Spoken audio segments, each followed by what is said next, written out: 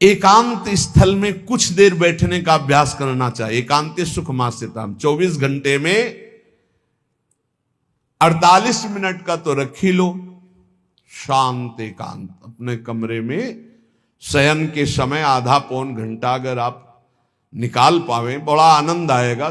24 घंटे आप सेवा दिनचर्या में लगे, आधा घंटे निकाल लो या 48 मिनट शांत बैठ जाओ। बिल्कुल कोई माला नहीं, कोई क्रिया नहीं, बिल्कुल आप इस बात को देखना करके शांत बैठो। पहले बैठ जाओ। अब देखो आपका मन कहां है, तत्काल देखिए। जो ही शांत बैठे, अब है कहां? जो सामने रूप आ रहा है, चाहे वो वस्तु हो, व्यक्ति हो, स्थान हो, उसमें तुम्हारी ममता है, उससे तुम्हारा संबंध है। वस्तु, व्यक्ति, स्थान, प्रभु आ रहे हैं कि संसार का कोई वस्तु, व्यक्ति, स्थान आ रहा है? यदि कोई संसार का वस्तु, व्यक्ति, स्थान आ रहा है तो तत्काल उसमें भगवत भावना करो, या वहां से हटा के तत्काल अपने गुरु मंत्र में लगाओ। शांत एकदम बैठो। अब उस समय जांच करो कितनी बार किसका रूप आया। प्रभु का कितनी बार आया, संसार, और जिसका जितनी बार आए उससे अधिक नंबर देखिए कि 5 बार तो उस पुरुष का आया, 5 बार उस स्त्री का आया, और एको बार प्रियाजू का नहीं आया। इसका मतलब अभी प्रियाजू में हमारा मन नहीं लगा, अभी यहां स्त्री पुरुष में, वस्तु में, व्यक्ति में, स्थान में लगा। जांच करो और हृदय में पश्चाताप करो। धिक्कार है, इतना समय हो गया, एक बार भी प्रियालाल का रूप नहीं आया। यही सांसारिक रूप आ रहे, ये सांसारिक वस्तुएं आ रही। धिक्कार है हमारे मन को, धिक्कार है हमारे जीवन को। ये हम आपको आंतरिक बात कह रहे हैं। पूज्य भाई जी महाराज, जिस समय मन को धिक्कार दिया जाता है, जलन होती है, जब जलन होती है तो निर्मल होता है, निर्मल होता है, निष्पाप होता है, मल भस्म होता है। जो ताप अंदर मन में होता है प्रायश्चित का, उससे। अब बार बार सामने आपको जो गुरु मंत्र मिला है उसको लिखिए। कोई माला नहीं, बहुत आराम से, कोई जल्दीबाजी नहीं, 1 मिनट में एक बार लिखेंगे। यहां कोई संख्या हम नहीं बोल रहे, यहां कोई आपको नहीं कि 108 बार करना है कि 50 बार करना, 5 बार करो केवल। हम कह रहे 5 बार आराम से लिख रहे हैं।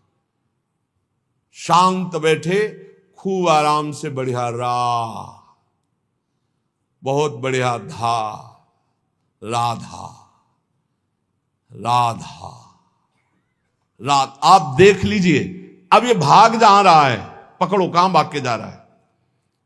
इस वस्तु से क्या संबंध है, इस व्यक्ति से क्या संबंध है, कितनी बार इसको छुआ है, देखा है, भोगा है, मिले हैं, सूंघा है, कितनी जन्मों में। धिक्कार तुझे मन, जो तू राधा नाम को छोड़कर, प्रियाजू के इस अमृत में नाम को छोड़कर भाग रहा है। फिर उसे लाओ नाम में, फिर लाओ नाम में। आप देखिएगा एक दिन उसी रा और धा के बीच में प्यारी जो और प्यारे जो मुस्कुराते दिखाई देंगे। देख लेना, एक समय 24 घंटे में ऐसा निकालो जिस समय आप अपनी अंतःकरण की वृत्ति को बार बार बाहर जाते हुए घसीट कर अंतर में लगाओ। हर समय साधन में लगे हो, लेकिन एक समय इतना साधन कर, जो गृहस्थी में हम कह रहे हैं 10 मिनट शुरू करो भाई। 10 मिनट से 10 मिनट शांत होकर बैठ जाओ। 10 मिनट बैठने में क्या परेशानी, उस समय जांच करो। जहां जहां मन जाए वहां से हटाकर नाम में लगाओ। बार बार सुंदर स्वर्णिम अक्षरों से नाम लिख रहे, रंग बिरंगे अक्षरों से, रा और रंग से, बड़ी आ की मात्रा और रंग से, धा और रंग से, बड़ी आ की मात्रा और रंग से, ऊपर के ऐसे खेलो, मन को खिलाओ, राधा नाम में खिलाओ, डुबाओ इसमें। आप देख लेना, हमारी बात को समझ लो। केवल ये वो बात कह रहे हैं जो आपको प्रियाजू के रूप के ध्यान में डुबो देगी। यही राधा नाम रूप प्रकाशित करेगा। तेरो रूप कहत नहीं आवे, सी हरिवंश कछुक जस गावे, वो रूप ये प्रकाशित कर देगा। तो कह रहे शून्य स्वेवाव काशेषु, एकांत स्थल में जहां आपको विक्षेप न पड़े। ऐसी वृत्ति के समय अगर आपको कोई शोरगुल सुनाई दे रहा हो, आपका अभ्यास दृढ़ नहीं, तो एक रुई को ऐसे कपड़े में करके, महीन कपड़े में 2 बना लो, ऐसे लगा लो, कान में लगा लो, आवाजें नहीं जाएगी। अब ध्यान करो, देखो साधन की प्रणाली। और जब अपने साधन की बात होती है ना, तो आप हजारों अलग अलग आवाज करो तो हमें बस इतना समझ में आएगा कि चिड़ियां चहचहा रहे हैं। आवाजें निकल रही, बस हमारे लक्ष्य में कोई अंतर नहीं पड़ने वाला। और अगर डूबना हो गया तो आवाज भी खत्म, श्रवणेंद्रिय होते हुए भी शोरगुल नहीं सुनाई देगा। पर प्रारंभिक दशा में ऐसा चाहिए। अगर आपको बार बार विक्षेप हो रहा हो, विक्षेप तो इतना कि घड़ी का टक टक भी बर्दाश्त नहीं होता। मन है ध्यान में बैठे ना, वो पहली बार एक खिड़की खुला है, खिड़की खुला है, खिड़की, अब उठो पहले खिड़की बंद करके आओ। ये इसको बैठते ही देख लो कि कोई ऐसा प्रश्न तो नहीं कर रहा कि अमुक कोई बात हो, उसको निपटा दो पहले। हम सबसे पहला काम करते थे, अगर राधा वल्लभ जी के दर्शन करने जाने हो, हमें इत्र खरीदना है, तो सबसे पहला काम हम इत्र खरीदेंगे। क्यों? ये दर्शन नहीं करने देंगे, इत्र खरीदना है। बार बार कहेगा इत्र, हमें दर्शन में नहीं डूबने देगा, तो पहले हम वो काम सब कर लेते थे जो राधा वल्लभ जी के दर्शन के बाद कर रहे हैं। अब दर्शन में तो केवल दर्शन।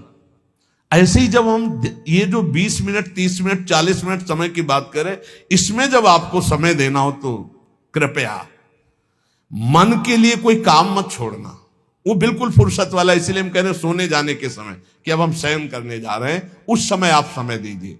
और अगर ये पहले ही बार में कह दे कि अमुक अमुक अमुक, तो तुरंत सुधार दीजिए, नहीं पूरे ध्यान में वही चलाएगा। वो बहुत बहुत ही विघ्नकारी रहता है जब तक निर्मल नहीं हो जाता। और जिस समय नाम पकड़ने लगता है, ऐसा आनंद आता है कि केवल रोने का मन करता है। आप इसको करिएगा जरूर, एकांत स्थल पे करिएगा। और जब ये करने विघ्न करे तो कान में श्रवण होता रहता है, शोरगुल। तो ये हमने किया है प्रारंभ में, रुई में ऐसे, और एक महीन कपड़ा का बना के ऊपर कपड़ा से ऐसे और ऐसे खूब ठास के भर ले, अब आवाज ले जाएगी, अब अंदर राधा राधा राधा, आनंद आएगा। ये प्रारंभिक है, ये आगे चल के इनकी जरूरत नहीं पड़ती अंतर्मुख होने पर। तो एकांत स्थल में जब इस तरह से साधना की जाती है तो उपासक का चित्त भगवदाकार होने लगता है। कह रहे हैं वही सच्चा सन्यासी है। वाग्दंड कर्मदंडश्च मनोदंडश्च ते त्रयः यस्यैते नियता दंडा सत्यदंडी महायतिः। श्री दत्तात्रेय जी महाराज कह रहे हैं वाग्दंड, जिसने वाणी को, वाग्दंड मौन में स्थित कर दिया। वाग्दंड यही प्रपंच की वार्ता नहीं बोलनी, भगवद वार्ता केवल बोलनी। वाणी को दंडित करो। ये बहुत चटर चटर प्रपंच की बातें करती, नाम जपने में इसको थकान लगती है, प्रपंच की बातें करने में नहीं। इसलिए इसको मौन के द्वारा वाणी को शासन में रखो, या तो भगवत चर्चा या मौन। दूसरा कर्मदंड, जो सन्यासी होता है वो निष्कर्म अवस्था की तरफ बढ़ता है। प्रापंचिक कर्मों को करते हुए भगवान नाम स्मरण करके यदि कर्म समर्पण कर दिया जाए तो वही गति प्राप्त होती है। ये तो सर्वाणि कर्माणि मयि सन्न्यस्य मत्पराः। प्रापंचिक कर्म है, व्यापार नौकरी आदि नाना प्रकार के, लेकिन इन कर्मों को भगवत स्मरण करते हुए किया जाए, भगवत समर्पित कर दिया तो वही गति प्राप्त होती है जो निष्कर्म अवस्था को प्राप्त सन्यासी की होती है। 3 दंड होते हैं, वाग्दंड, और एक होता है कर्मदंड, शरीर को निश्चेष्ट रखना, निष्क्रिय रखना, और मनोदंड, मन को निसंकल्पित रखना, कोई संकल्प न बनना। इसे संन्यास भाव को प्राप्त महापुरुष की अवधूत स्थिति तक पहुंचने का यह रास्ता है। वाग्दंड, कर्मदंड, मनोदंड, वाणी को मौन के द्वारा, शरीर को निश्चेष्टता के द्वारा निष्कर्म स्थिति के लिए, और मन को निसंकल्पता के द्वारा, कोई संकल्प न बनावे, ऐसा का ऐसा, ऐसा नहीं, जैसा प्रभु जब चाहे जैसा, हमारा कोई संकल्प विकल्प नहीं। वाणी से भगवत चर्चा, शरीर से भागवतिक कर्म, नहीं तो संसारिक विरत बहुकर्मा, निरत निरंतर सज्जन धर्मा। अब एक परम धर्म की बात का वर्णन कर रहे हैं। गृहस्थ धर्म में जैसे है, या जिनके पास बहुत अर्थव्यवस्था है, उनको चाहिए कि गौ सेवा से बहुत जल्दी शरीर पवित्र होता है, हृदय भी पवित्र होता है, और गोविंद भी प्रसन्न होते हैं। यदि गावः प्रदक्षिणेर कार्या वंदनीया ही नित्यशः मंगलायतनम दिव्याः श्रेष्ठास्त्वेता स्वयंभुवा। यदि गाय घर में पाली जाए या गौशाला खोली जाए और गौओं की सेवा की जाए। जिनके पास अर्थ है, भाव है, भगवान स्वयं श्री कृष्णचंद्र जी ने गौ सेवा स्वीकार की, गौवें चराई। गौओं की परिक्रमा करने से, जैसे आप प्रभु के बिहारी जी के मंदिर की 4 परिक्रमा करें तो जो फल आपको मिलेगा वही गाय की 4 परिक्रमा कर लें तो आपको प्राप्त हो जाएगा। गौ की प्रदक्षिणा से, गावः प्रदक्षिणी कार्यावंदनीया ही नित्यशः, जो रोज गाय को प्रणाम करता है और गाय की प्रदक्षिणा करता है तो भगवत प्रदक्षिणा का उसे फल प्राप्त होता है। जहां गौएं विराजमान होती हैं वो बड़ा पवित्र दिव्य तीर्थ स्थल माना जाता है। गौएं जहां विराजमान रहती, गौशाला में भजन करे तो कई गुना बढ़कर के प्राप्त होता है। स्वयं ब्रह्मा जी ने गौओं को दिव्य गुणों से विभूषित बनाया है। अप्यागाराणि विप्राणाम देवतायतनानि च यद गोमयेन शुद्ध्यंतिम किम ब्रूमो हृदिकम ततः। गाय के गोबर से जहां लेपा जाता है वहां जिस देवता का आवाहन करोगे वही देवता आकर विराजमान हो जाएगा। अपवित्र भूमि में भी यदि गाय के गोबर का लेप कर दिया जाए तो परम पवित्र मानी जाती है। गाय बहुत पवित्र, जहां वो बैठती है, जहां वो मूत्र त्याग करती, गोबर त्याग करती, वो स्थान तीर्थ तुल्य पवित्र माना जाता है। भगवान जब गाय के पीछे पीछे चलते तो गोरज उड़कर उनके मस्तक पर विराजमान होती, उनके मुखार बिंद पर विराजमान होती। बाल गोविंद के अनिष्टों को दूर करने के लिए गाय के पूंछ को उनके ऊपर से झाड़ा देती थी मैया। जब गुरुमंत्र वैदिक सिद्धांत से दिया गया था पहली बार तो पंचगव्य पिलाया गया था। गोमूत्रम गोमयम क्षीरम दधि सर्पिस्तथैव च गवाम पंच पवित्राणि पुनंत सकलम जगत। कितना भी बड़ा पापी हो, अगर पंचगव्य पिलाया जाए तो वो वैदिक मंत्रों को स्वीकार करने लायक हो जाता है, पवित्र हो जाता है। पंचगव्य में 5 चीजें गाय की होती है। गाय का मूत्र, गाय का गोबर, गाय का दूध, गाय का दही और गाय का घी, ये 5 मिलाकर पंचगव्य पिलाया गया था। पहली बार जब वैदिक मंत्र दिया गया था तो पंचगव्य बनवाया था गुरुदेव भगवान ने संन्यास, और वो पिलाया था। ये पंचगव्य पिलाने से अपवित्रता का नाश होकर पवित्रता का संचार होता है। इसलिए धन्य है उनका जीवन जो गौ सेवा परायण है भगवत भाव से। गाय में साक्षात भगवान का भाव रखकर गौ सेवा करते हैं। त्रिषिता गौर गृहे बद्धा गेहे कन्या रजस्वला देवशास्त्र सन्निर्माल्य हंति पुण्यम पुराकृतम। यदि घर में गाय बंधी है और भूखी है और प्यासी है तो तुम्हारे सारे पुण्य नष्ट हो जाएंगे। अगर घर में रजस्वला कन्या बहुत काल तक है और उसका विवाह आप नहीं कर रहे हैं तो आपके सारे सुकृत नष्ट हो जाएंगे। यदि घर में ठाकुर जी विराजमान है, कर का पहनाया हुआ माला सुबह तुमने देख लिया तो तुम्हारे सारे पुण्य नष्ट हो जाएंगे, क्योंकि शयन कराते समय तुमने उतारा नहीं, अर्थात तुम सेवा में प्रमाद करते हो। तो देवतास्त्र सन्निर्माल्य हंति पुण्यम पुराकृतम। जैसे सुबह श्रृंगार किया तो रात्रि के शयन के समय वो हटा लेने चाहिए माले। जब हम शयन कराते हैं तो भले पुष्प शैया पे शयन कराएं पर माला नहीं धारण कराएं। श्रृंगार का माला अगर दूसरे दिन दर्शन किए क्यों पहने ठाकुर जी, तो तुम्हारे सुकृत नष्ट हो जाएंगे। गाय बंदी हो घर में, वो प्यासी है और भूखी है, तुम्हारे सुकृत नष्ट हो जाएंगे। त्रिषिता गौर गृहे बद्धा, क्योंकि तुम्हारे पास है, सेवा करना चाहिए। यो वै गाम प्रतिसिद्धेन्तो चरंतिम च स्वतरणम नरहा तस्य पूर्वे च पितरा कंपन्ते पतनोन्मुखा। यदि गाय हरी हरी घास चर रही कहीं और तुमने डंडा ऊपर प्रहार किया, लाठी मारी, तो तुम्हारे पितर खोपड़ी के बल नरक जाने के लिए तैयार हो गए। ये लिखा है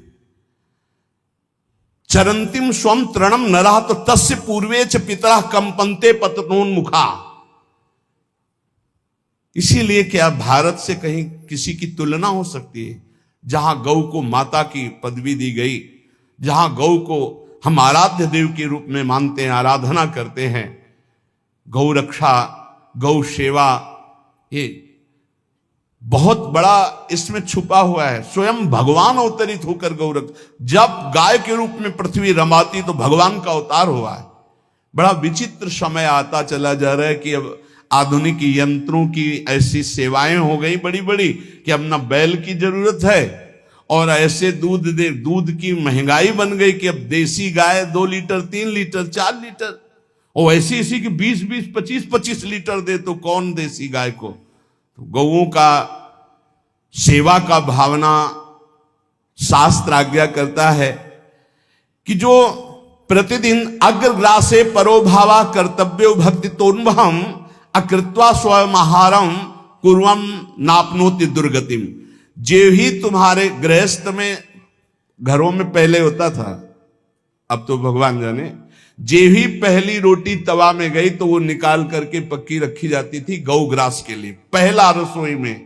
तो इसमें लिखा प्रतिदिन स्वभोजनम, पहले स्वयं भोजन न करके गाय के लिए ग्रास निकालना चाहिए।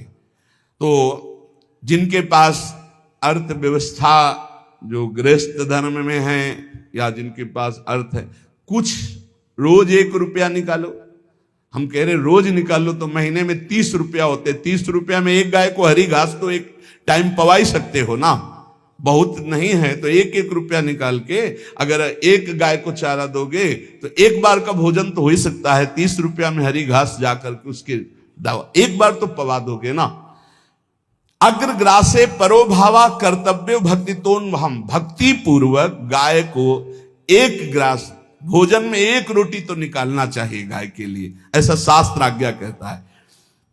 जो ऐसा करता है तो अकृत्वा स्वयमाहारम कुर्वन् नाप्नोति दुर्गतिम, अपने आहार से 1 रोटी निकालकर गाय को देता है और स्वयं 3 रोटी भले पाले 1 रोटी गाय को दे दी तो बोले उसकी दुर्गति नहीं होगी, अर्थात उसके अंदर भाव बढ़ता चला जाएगा वो भगवान की भक्ति में।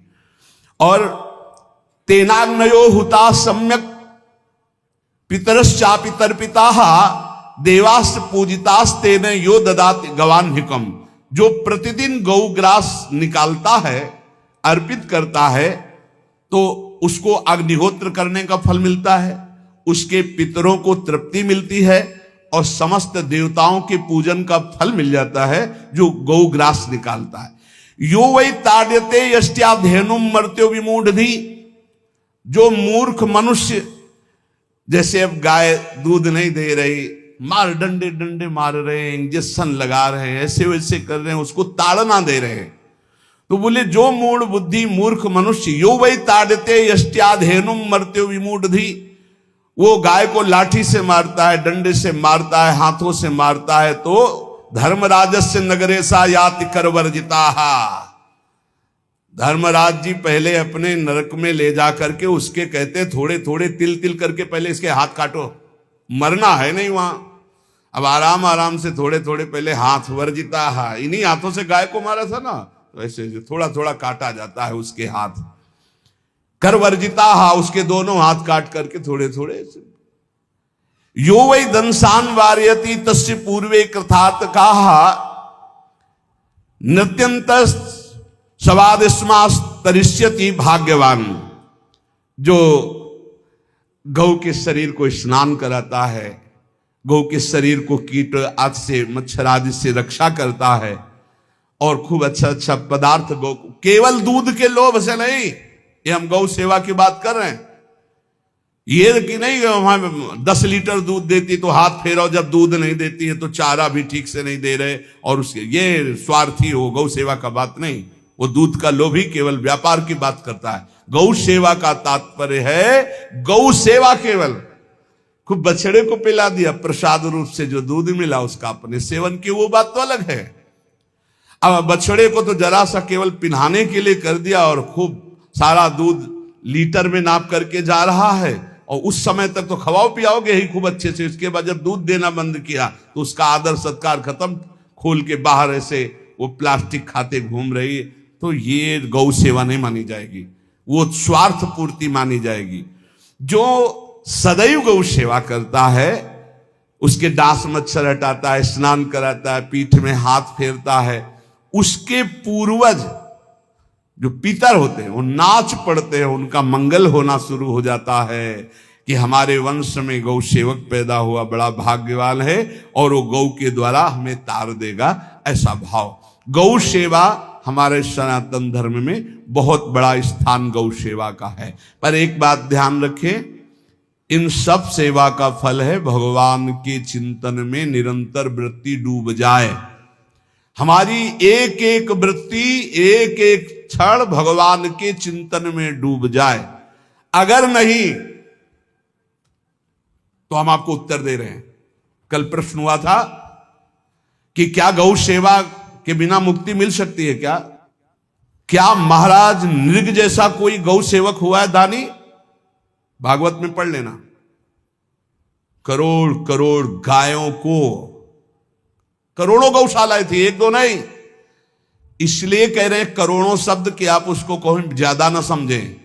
पृथ्वी के कोई भूमि के कण गिन सकता है, बारिश की बूंदे गिन सकता है, लेकिन महाराज नृग की गौएं जितनी दान की गई वो गिनी नहीं जा सकती थी, ऐसा वर्णन आता है।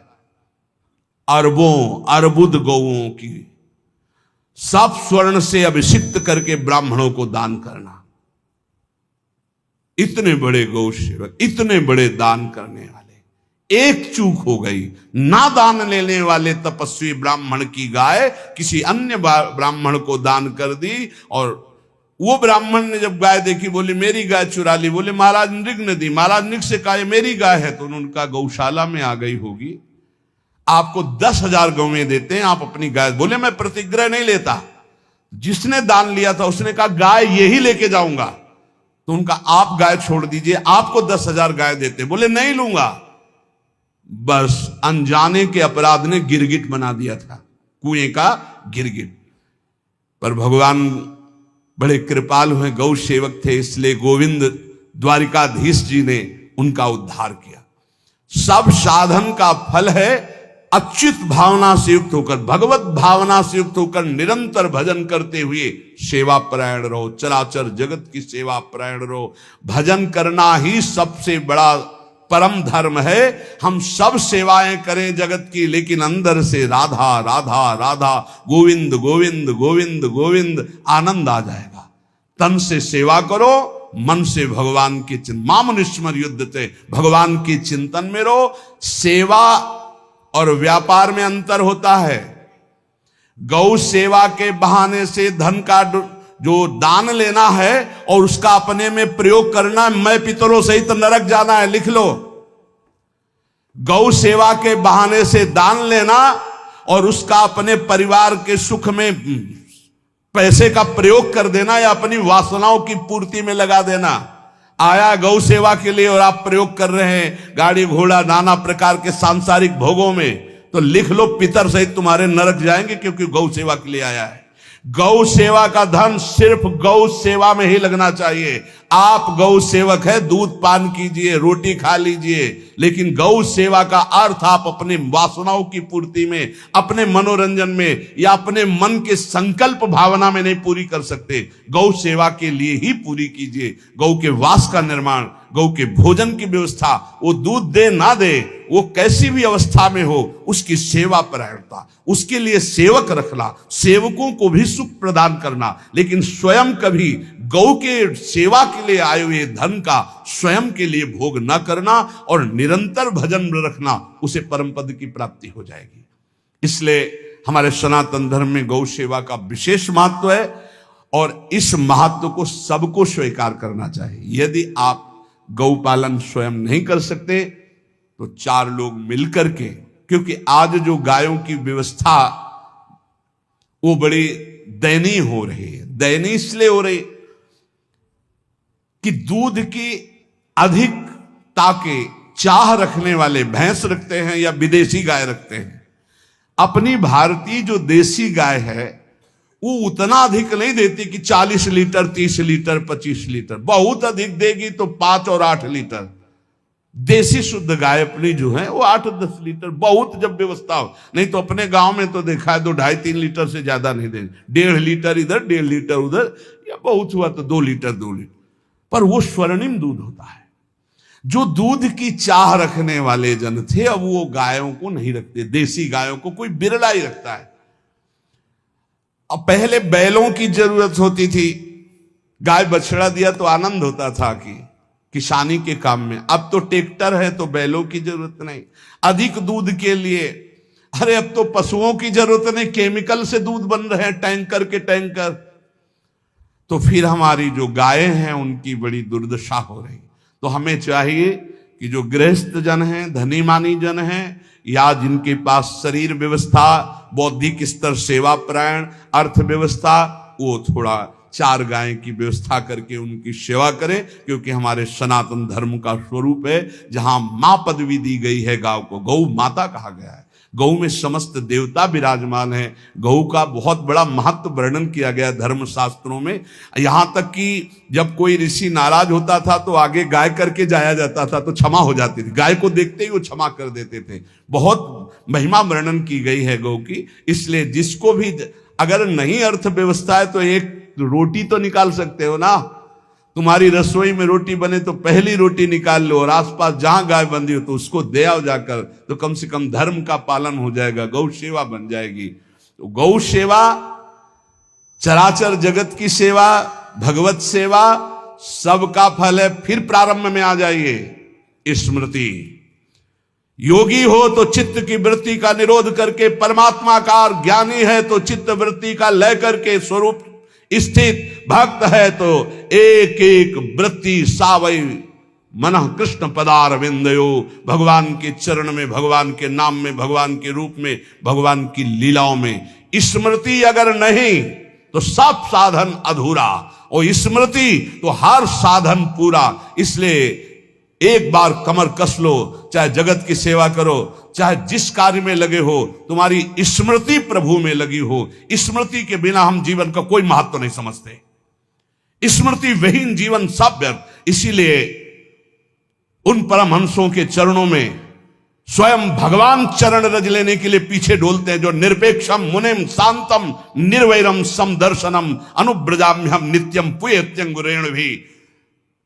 ना कोई प्रतिज्ञा, ना कोई चाह, ना कोई इच्छा, निरंतर भगवदाकार वृत्ति, निरपेक्षम मननशील, द्वंद्व विमुक्ता, जो शांत हैं, जो किसी से वैर नहीं रखते, भगवदाकार वृत्ति, उसी मार्ग के आप पथिक है।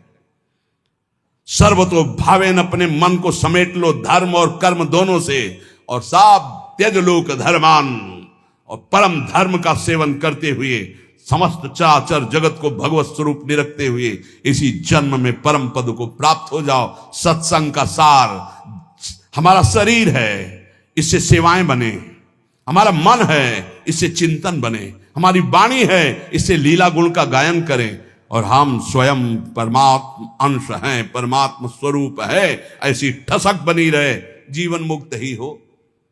स्वार्थ को लेकर किया गया धर्म रंग नहीं लाता, निष्काम किया हुआ छोटा सा भी धर्म परमार्थ की ऊंचाई पर चढ़ा देगा। ध्यान रखना, परमार्थ की ऊंचाई पर चढ़ा देगा। इसलिए निष्कामता सब सोहित, निष्कामति। श्री वृंदावन विश्राम श्री राधा वल्लभ लाल को हृदय ध्यान मुख नाम।